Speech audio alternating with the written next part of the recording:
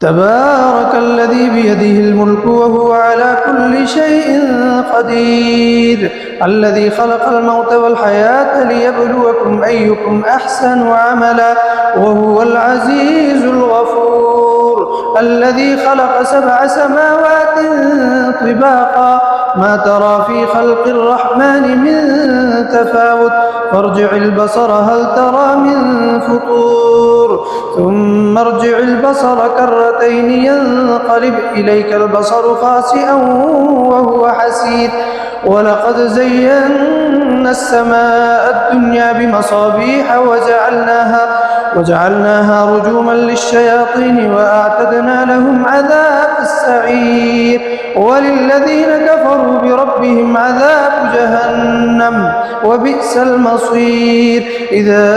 ألقوا فيها سمعوا لها شهيقا وهي تفور تكاد تميز من الغيظ كلما ألقي فيها فوج سألهم خزنتها ألم يأتكم نذير قالوا بلى قد جاءنا نذير فكذبنا وقلنا ما نزل الله من شيء إن أنتم إلا في ضلال كبير وقالوا لو كنا نسمع أو نعقل ما كنا في أصحاب السعير فاعترفوا بذنبهم فسحقا لأصحاب السعير إن الذين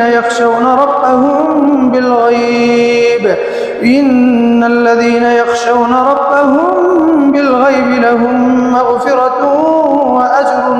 كبير وأسروا قولكم أو اجهروا به إنه عليم بذات الصدور ألا يعلم من خلق وهو اللطيف الخبير هو الذي جعل لكم الأرض ذلولا فامشوا في مناكبها وكلوا من رزقه وإليه النشور آمنتم من في السماء أن يخسف بكم الأرض فإذا هي تمور